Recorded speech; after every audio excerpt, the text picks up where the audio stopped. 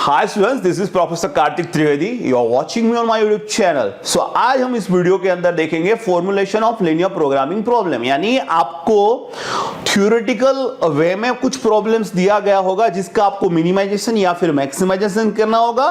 तो किस तरीके से, सबसे पहले हमको तीन चीजें चाहिए, ठीक है। एक तो ऑब्जेक्टिव फंक्शंस, तो थ्योरेटिकल प्रॉब्लम जो दिया देके रखा है उसमें से हम उसको ऑब्जेक्टिव फंक्शन में कैसे कन्वर्ट करें, यानी कैसे मैथमेटिकल इक्वेशंस बनाएं। फिर कंस्ट्रेंट चाहिए होगा, तो जो हमने थ्योरेटिकल स्टेटमेंट दिया होगा उसमें से हम अपने कंस्ट्रेंट कैसे बनाएं। And on negative conditions means x1 x2 and decision variables अपने जितने भी होंगे it should be greater than equal to 0। तो ये तो सारे में आएंगे, वो तो हमें लेना ही, लास्ट में हम लिखेंगे ही सारे फॉर्मुलेशंस करने के बाद कि भाई हमने ऑब्जेक्टिव फंक्शन डिफाइन कर दिया, कंस्ट्रेंट डिफाइन कर दिया, and then you have to by default कोई भी फॉर्मुलेशन होगा हम लिखेंगे x1 x2 जितने भी डिसीजन वेरिएबल होंगे ग्रेटर देन इक्वल टू 0। इसको बोलते हैं नॉन नेगेटिव कंडीशंस। तो ये सारे में होगा। तो कैसे करते हैं, तो देखो मैं क्या करूंगा, इस वीडियो के अंदर मैं आपको तीन प्रॉब्लम देखूंगा। उन तीन प्रॉब्लम में आपको किस तरीके से फॉर्मुलेट करते हैं थ्योरेटिकल स्टेटमेंट्स में से हम कैसे ऑब्जेक्टिव फंक्शन, कंस्ट्रेंट और नेट नेगेटिव कंडीशन किस तरीके से बनाते हैं वो हमें देखना है, ठीक है। तो मैं यहाँ पे तीन बनाऊंगा। आपके टेक्स्ट बुक के अंदर बहुत सारे होंगे, 10-12 तो होंगे।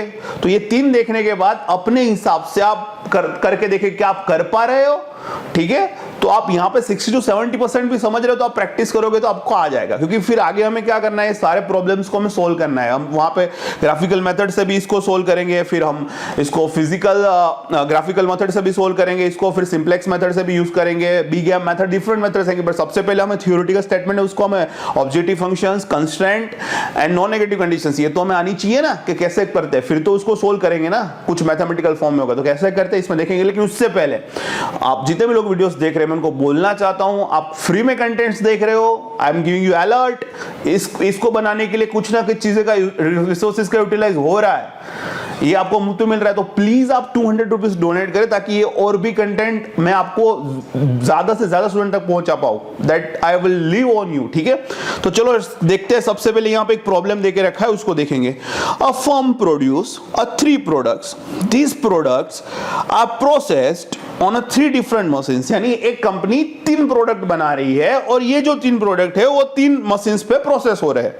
अ time required to manufacture 1 unit of each of 3 products, यानी ये जो 3 प्रोडक्ट है इनको बनाने के लिए टाइम रिक्वायर्ड जो होगा and daily capacity of 3 machines, यानी ये 3 प्रोडक्ट 3 मशीन्स पे बन रहे हैं तो उन तीनों मशीन पे एक एक यूनिट, एक एक प्रोडक्ट जाएगी। M1 पे 1 गई, M2 पे 2, M2 पे एक प्रोडक्ट गई, M3 पे एक प्रोडक्ट गई। तो इन तीनों के लिए कुछ प्रोसेसिंग टाइम लग रहा होगा और जो मशीन है उसकी डेली कैपेसिटी भी होगी ना कि M1 दिन में इतने प्रोडक्ट ही में प्रोसेस कर सकता है, M2 इतने ही कर सकता है, M3 इतने भी कर सकता है। So the time required to manufacture 1 unit of each of 3 products and the daily capacity of 3 machines are given in the table। तो देखो ये M1, ये प्रोडक्ट 3 प्रोडक्ट बना रहा है कंपनी, ठीक है, 1, 2 and 3, और वो तीनों प्रोडक्ट कौन से मशीन पे बन रही है, M1, M2, M3, ठीक है। तो M1 जो है वहां पे प्रोडक्ट 1 आएगी तो उसको टाइम लगता है 2 मिनट, M1 पे प्रोडक्ट 2 आएगी तो वहां पे टाइम लगता है 3 मिनट, M1 पे प्रोडक्ट 3 आएगी तो वहां पे टाइम लगता है 2 मिनट। अब टोटल कैपेसिटी कितनी काम करने की M1 की, so it can work for 40 minutes per day, इतना टाइम वर्क, इतना ही उसकी कैपेसिटी है। This are the constraint. फिर M2 पे जो प्रोडक्ट 1 आएगा वो उसको टाइम लगेगा 4 मिनट, फिर प्रोडक्ट 2 हम M2 पे नहीं भेज रहे हैं। M3 पे जो प्रोडक्ट 3 आएगा उसको टाइम लगेगा 3 मिनट, और ये M2 मशीन है पूरे दिन में 470 यानी 470 मिनट काम करेगी। M3 पे प्रोडक्ट 1 आ रहा है वहां पे उसको टाइम लग रहा है 2 मिनट, M3 पे प्रोडक्ट 2 आ रहा है उसको टाइम लग रहा है 5 मिनट। 3 नंबर की प्रोडक्ट अब नहीं भेज रहा है और M3 मशीन पूरे दिन में 430 मिनट्स काम करेगी, ठीक है, उससे ज्यादा काम नहीं कर सकती। It is required to determine the daily number of units to be manufactured for each product. The profit per product, profit per unit for product is 1, 2 and 3 is ₹4, 3 and 6, यानी पहली जो आप ये बोल के रखा हुआ है कि पर यूनिट ऑफ प्रोडक्ट, यानी जो पहली प्रोडक्ट है उस पर प्रॉफिट आपको मिल रहा है 4 रुपए का, सेकेंड नंबर की प्रोडक्ट है उसमें 3 रुपए का, और तीसरे नंबर की जो प्रोडक्ट है उस पर 6 रुपए का। It is assumed that all the amounts produced are consumed in the market, कि जितनी प्रोडक्ट बनाएगा वो सारी की सारी मार्केट में कंज्यूम हो जाएगी। Formulate the mathematical model means linear programming model that will maximise the daily profit. अब उसने बोल दिया कि आपको ऑब्जेक्टिव क्या रखना है, मैक्सिमाइज द प्रॉफिट, है ना, तो ये रखना है। अब यहाँ पे क्या बोला, it is required to determine the daily number of units to be manufactured. So हमें नहीं पता है प्रोडक्ट 1 के कितने यूनिट्स बनाने हैं, प्रोडक्ट 2 के कितने बनाने हैं और प्रोडक्ट 3 के कितने यूनिट्स बनाने हैं, ठीक है। तो लेट्स से पहले हमें डिसीजन वेरिएबल, कोई भी आप प्रॉब्लम करो आपको डिसीजन वेरिएबल लेना पड़ेगा। So let's say we will take like this के हम प्रोडक्ट 1 की कुछ x1 नंबर ऑफ यूनिट्स बना रहे हैं। So I will take pen over, product 1 के हम x1 नंबर ऑफ यूनिट्स बना रहे हैं, प्रोडक्ट 2 के हम x2 नंबर ऑफ यूनिट्स बना रहे हैं एंड प्रोडक्ट 3 के हम x3 नंबर ऑफ यूनिट्स बना रहे हैं। अब वो क्या बोल रहा है कि प्रोडक्ट 1 यानी x1 है हमारा, प्रोडक्ट 2 यानी कि x2 है, और प्रोडक्ट 3 क्या है हमारा, x3 है। तो प्रोडक्ट 4 पे कितने का प्रॉफिट है, 4 रुपए का, यानी मैं 50 प्रोडक्ट बनाऊंगा, टोटल कितना 50 इंटू 4। सो मान लो कि x1 नंबर ऑफ प्रोडक्ट बना रहा हूं तो एक पे 4 रुपए का, तो x1 नंबर पे कितना प्रॉफिट होगा, 4x1। इसी तरह प्रोडक्ट 2 पे 3 रुपए का प्रॉफिट है, तो ऐसे में x2 नंबर ऑफ प्रोडक्ट बना रहा हूं तो टोटल प्रॉफिट कितना हो जाएगा, 3x2 पे। उसी तरह जो प्रोडक्ट 3 है उसमें मुझे पर एक प्रोडक्ट का प्रॉफिट 6 रुपए है, तो ऐसे में x3 नंबर ऑफ प्रोडक्ट बनाऊंगा तो वहां पे कितना हो जाएगा, 6x3। तो इन तीनों का एडिशन करूंगा तो वो टोटल प्रॉफिट होगा। सो इसको मैं बोलूंगा z equals to 4x1 3x2 plus 6x3। तो ये क्या बना हमारा objective function. So this is how you can do objective function. आपको इस तरीके से ऑब्जेक्टिव फंक्शन बनाना सीखना है। फिर उसके बाद ये हो गया ऑब्जेक्टिव फंक्शन। डिसीजन वेरिएबल कितने बने, यहाँ पे 3 बने, x1 x2 x3। कहां पे 2 ही बन सकते हैं, कहीं पे 4 भी बन जाए, कहीं पे 5। तो आप डिसाइड करेगा कि आप किस तरीके से, ये आपको दिया हुआ है पूरा स्टेटमेंट। तो ऑब्जेक्टिव फंक्शन कैसे बना है समझ में आया, नहीं समझ में आया वीडियो को पॉज करो एंड फिर से इसको रिपीट करो, ठीक है। चलो फिर आगे बढ़ते हैं, फिर आप आगे बढ़ेंगे। अब यहां पे हमें देखना है कौन कौन सी कंस्ट्रेंट देके रखी है। देखो तो प्रोडक्ट M1 जो है, यानी मशीन M1 है, उस पे प्रोडक्ट 1 आएगी तो वो कितना टाइम लगेगी, 2 मिनट्स। प्रोडक्ट 2 आएगी वो 3, और प्रोडक्ट 3 आएगी वो 2 मिनट्स। तो इसके ऐसी तो हमारी कैसी प्रोडक्ट 1 हम कितनी बनाए, तो x1 नंबर ऑफ प्रोडक्ट 1 बना रहे हैं, हम x2 नंबर ऑफ प्रोडक्ट 2 बना रहे हैं, x3 नंबर ऑफ प्रोडक्ट 3। तो इसका मतलब मैं ऐसे लिख सकता हूं क्या कि एक प्रोडक्ट को M1 मशीन पे 2 मिनट लगेगा, तो ऐसी तो x1 नंबर ऑफ प्रोडक्ट है। उसी तरह प्रोडक्ट 2 को लगेगा 3 मिनट, तो ऐसी तो हम x2, क्योंकि x2 नंबर ऑफ प्रोडक्ट 2 बना रहा है तो ये होगा 3x2। और प्रोडक्ट 3 को लग रहा है 2 मिनट्स M1 मशीन पर, ऐसे तो x3 नंबर ऑफ प्रोडक्ट 3 बना रहा हूं तो टोटल टाइम कितना लगेगा, 2x3। तो ये दोनों, अब देखो ये M1 मशीन कितना काम कर सकता है, 440 मिनट तक काम कर सकता है, उससे ज्यादा नहीं। इसका मतलब 440 या उससे कम होना चाहिए। So this will be less और इक्वल टू 440। तो इस तरीके से कंस्टेंट बना, समझ में आया कैसे, किस तरीके से। तो एक प्रोडक्ट 1 है उसको M1 मशीन पे 2 मिनट्स लगे, तो ऐसे में कैसी बना रहा हूं, x1 नंबर ऑफ प्रोडक्ट बना रहा हूं तो टोटल कितना होगा प्रोडक्ट 1 का टाइम M1 मशीन में 2x1, उसी तरीके से 3x2, इसी तरीके से 2x3, और इन तीनों को मिलके जो आपकी मशीन की कैपेसिटी कितनी है, 440 मिनट या उससे ज्यादा नहीं होनी चाहिए, लेस और इक्वल टू 450। इस तरीके से काम करेगा। उसी तरीके से आप ये भी बना सकता हूं तो अभी आपको आ ही जाएगा। तो चलो यहाँ पे M2 पे कितना लगेगा, यहाँ पे 4, तो यहाँ पे लिखूंगा 4x1। इसी तरीके से यानी जो मैंने पहला इक्वेशन बनाया वो उसी तरीके से यहाँ पे 4x1 लिख सकता हूं। अब 2 तो आएगी नहीं तो वहां पे x2 आएगा ही नहीं, 3 आ रही है तो यहाँ पे लिखूंगा 3x3, और यहाँ पे कितना होना चाहिए, 470, यानी 470 मिनट से ज्यादा नहीं, यानी वो 470 या उससे कम होना चाहिए, लेस और equal to, that does it mean. अब M3 पे बोला, अब उसी तरीके से तो यहाँ पे हम कैसे बना सकते हैं, 2x1, जल्दी फटाफट बोलो, फिर 5x2, 3 तो है ही नहीं, और यहाँ पे क्या आएगा, लेस और इक्वल टू 430। तो इसको हम क्या बोलेंगे, constraint. So this are the constraint. अभी आपको और भी कंस्ट्रेंट दिख रहा है क्या, नहीं दिख रहा है, जितना मुझे स्टेटमेंट दिख के रखा है वहां पे इतने ही कंस्ट्रेंट मुझे मिल रहे हैं। और अब लास्ट में नॉन नेगेटिव कंडीशन लिखनी ही नहीं भूलनी है। तो हमारे पास कितने डिसीजन वेरिएबल है, x1 x2 x3। So we will write like this, x1 x2 x3 must be greater than और equal to 0। So this is called non negative condition, ठीक है। तो आपको अच्छे तरीके से पूरी स्टेटमेंट को पढ़ना है, और उसको पढ़ने के बाद आपको क्या बनाना है, objective function, constraint and non negative function. तो इस तरीके के बनाएंगे, ठीक है। प्रॉब्लम देखते हैं हम। तो नेक्स्ट प्रॉब्लम में क्या है, अ पर्सन, चलो यहां पे आता है, person wants to decide the constitutes of a diet which will fulfill the daily requirement of protein, fats and carbohydrates at the minimum cost. The choice is to be made from 4 different types of foods. The yields per unit of these foods are given in table. यानी ये बंदा है, इसको cost यानी 4 food है, देखो 4 food इसको consume करने हैं, 1 2 3 4. तो फूड 1 में से आपको कुछ अमाउंट ऑफ प्रोटीन मिलेगा, let's say 3 gram, let's say I will take gram, 3 gram of protein मिल रहा है, यहाँ पे 2 ग्राम ऑफ फैट मिल रहा है और 6 ग्राम ऑफ कार्बोहाइड्रेट मिल रहा है. अब फूड 1 जो है उसका प्राइस रहेगा 45 rupees per KG, let's say. अब फूड 2 है, वहां पे आपको 4 ग्राम ऑफ प्रोटीन मिल रहा है, 2 ग्राम्स ऑफ फैट मिल रहा है, 4 ग्राम्स ऑफ कार्ब्स मिल रहा है. उसी तरह वहां पर जो प्रोडक्ट 2 रहेगा उसकी प्राइस क्या रहेगी, 40 रुपीज पर केजी. इसी तरीके से 3 पे और इसी तरीके से 4 में.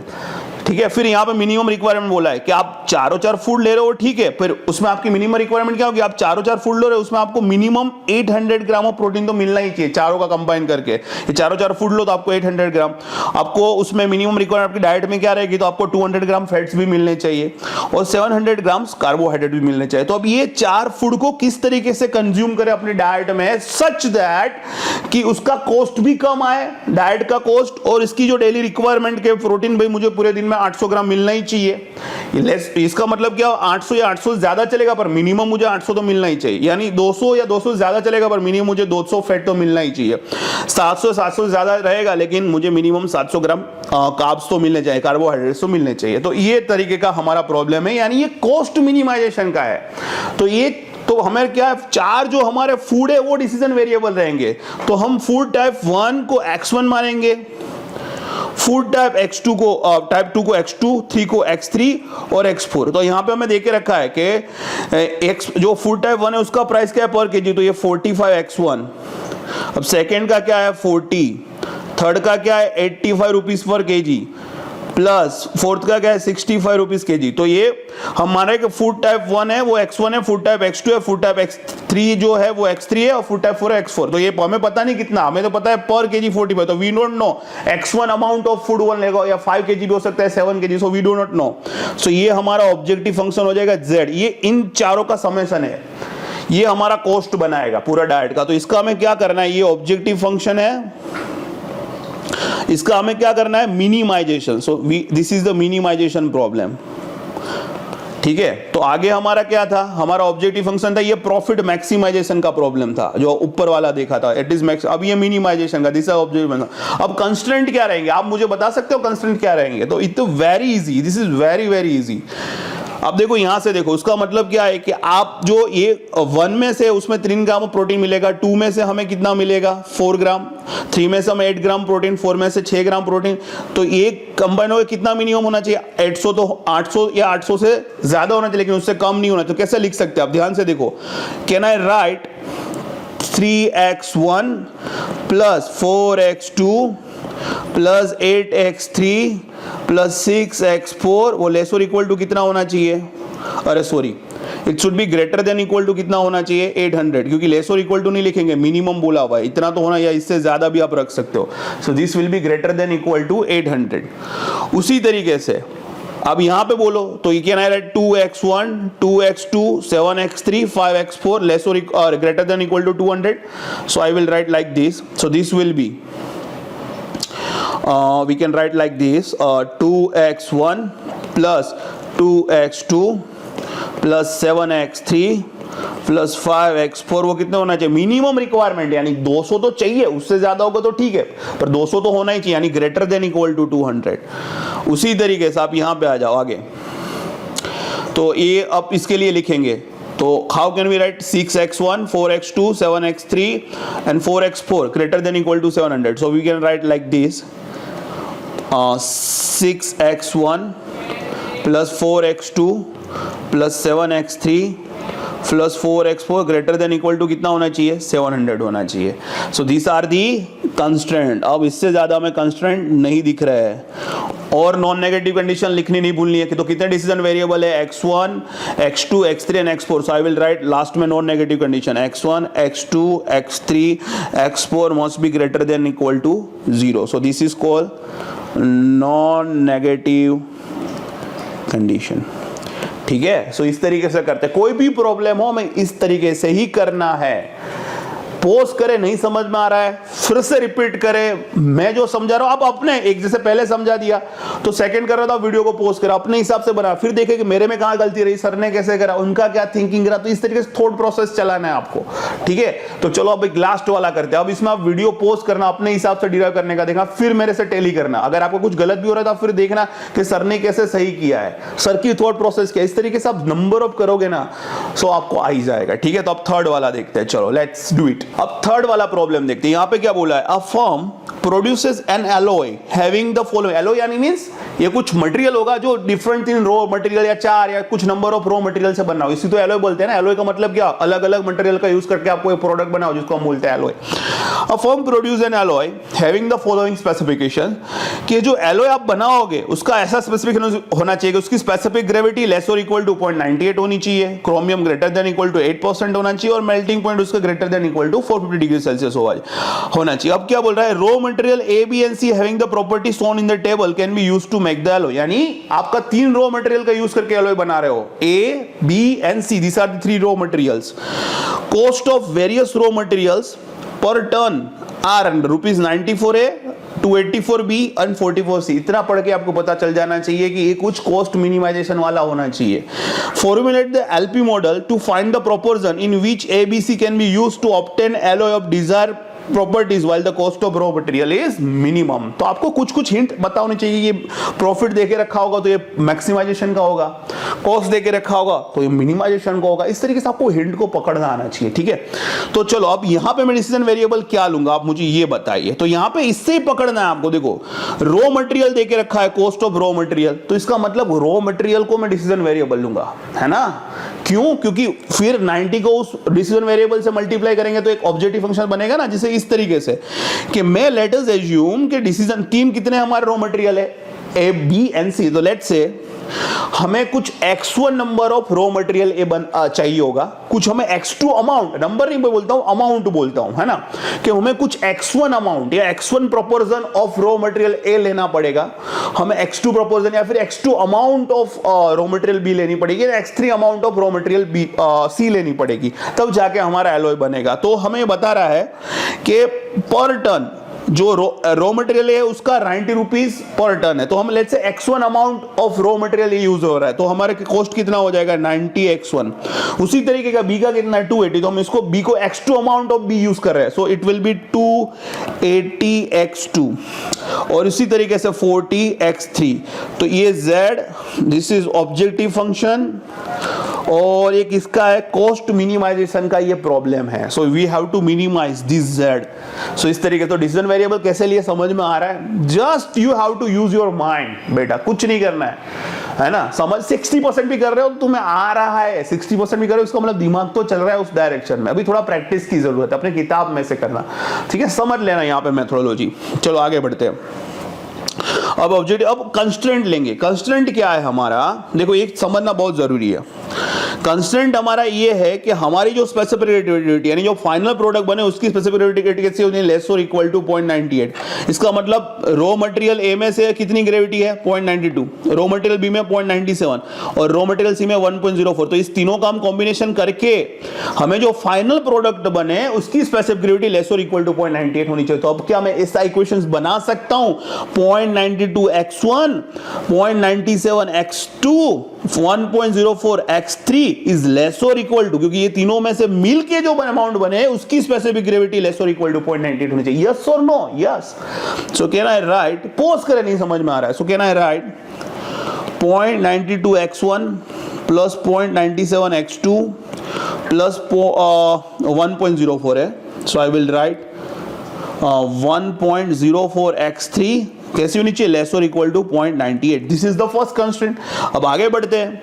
अब उसी तरीके से यहां पे देखो आप, chromium 7% of x1, 13% of x2, 16% of x3 और ये तीनों में से जो बने उसमें जो फाइनल प्रोडक्ट उसका जो क्रोमियम होना चाहिए वो ग्रेटर देन इक्वल टू 8%। तो can I write like this 7% of x1, so I will write 7x1, क्योंकि सभी में परसेंट ही आएगा तो वो कट हो जाएगा, डिवाइड बाय 100 होगा वो। So I can write 7x1 plus 13x2 plus 16x3 कैसा होना चाहिए, greater than equal to 8, greater than equal to 8। मैंने परसेंटेज इसलिए लिखा है क्योंकि सब में नीचे 100 आएगा तो वो कैंसिल हो जाएगा। So I will write like this greater than equal to 8। उसी तरीके से आप यहां पे पढ़े 440 डिग्री x1, अब आपको आ जाएगा 440 x1 plus 490 x2 plus 480 x3। कैसा होना चाहिए वो melting point greater than equal to 450, I will like greater than equal to 450। क्या बेटा ये कंस्ट्रेंट मेरे हो गए क्या अभी भी कुछ बाकी रहेगा? देखो कुछ चीजें हिडन होगी, वो आपको समझना होगा। अब वैसे देखना जाए तो सारे कंस्ट्रेंट आ गए सर, यही कंस्ट्रेंट बनते हैं, लेकिन एक कंस्ट्रेंट जो है वो बनता है, वो कंसेप्ट वाइज कंस्ट्रेंट है। कौन सा? क्योंकि आप x1 x2 और x3 के कुछ प्रोपोजल लेने वाले हो कि some percentage amount of x1 plus some percentage amount of x2 और सम परसेंटेज ऑफ x3 लोगे, तब जाके आपकी एक फाइनल एलॉय बनेगी जो 100% एक प्रोडक्ट होगी। तो उसका मतलब क्या होगा? सम परसेंटेज ऑफ x1 यानी मैं 20% ऑफ x1 लूंगा, 40% ऑफ x2 लूंगा यानी 40 20 60, रिमेनिंग x3 कितना लूंगा? तो 40% ऑफ x3 लूंगा। इन तीनों का एडिशन कितना होना चाहिए? 100% होना चाहिए, क्योंकि आपको तो सिलेक्शन करना है ना कि इतना परसेंट x1 लो, इतना परसेंट x2 लो, इतना परसेंट x3। यानी एक कंस्टेंट ऐसे भी बनेगी कि आप x1 x2 और x3 ये तीनों का एडिशन कितना होना चाहिए? 1, क्योंकि कुछ परसेंट 20% ये ले रहा हूं, 40% ये ले रहा हूं, 60 हो गया तो रिमेनिंग कितना होना चाहिए? 14। तीनों का एडिशन 100% होना चाहिए। So x1 plus x2 plus x3 equal to 1। ये भी बनेगा जो इस इक्वेशंस में नहीं दे के रखा था, कुछ ऐसा थियोरेटिकल नहीं था, पर हमें वो कंसेप्ट से समझना था। तो ऐसा भी कुछ क्वेश्चंस रहेगा, दिमाग चलाना है, ठीक है। So these are the known as constraint. तो यहां पे ये जो बने 4, इसको कहते हैं कंस्ट्रेंट। और अब क्या रहेगा? नॉन नेगेटिव कंडीशंस, तो वो बेटे नहीं भूलना है। तो कितने वेरिएबल है डिसीजन? x1 x2 x3। तो I will write x1 x2 x3 greater than equal to 0। तो इसको हम क्या बोलेंगे? इसको हम बोलेंगे नॉन नेगेटिव कंडीशन, ठीक है। तो आई होप कि मैंने अपने दिल से दिया हुआ है बच्चों। अब आप प्रैक्टिस करना अपने टेक्स्ट बुक्स में ज्यादा से ज्यादा जितना भी हो सके। इस वीडियो को रिवाइंड करें, समझ में नहीं आ रहा 200 रुपीज डोनेट करें कार्तिक सर को इस क्वालिटी कंटेंट के लिए एज अ गुरु दक्षिणा। अब नेक्स्ट वीडियो में मिलेंगे, हम ग्राफिकल मेथड देखेंगे इस एलपीपी को सोल्व करने के लिए। स्टे ट्यून, ज्यादा से ज्यादा बच्चों तक ये वीडियो पहुंचाओ। Have a nice day, bye bye.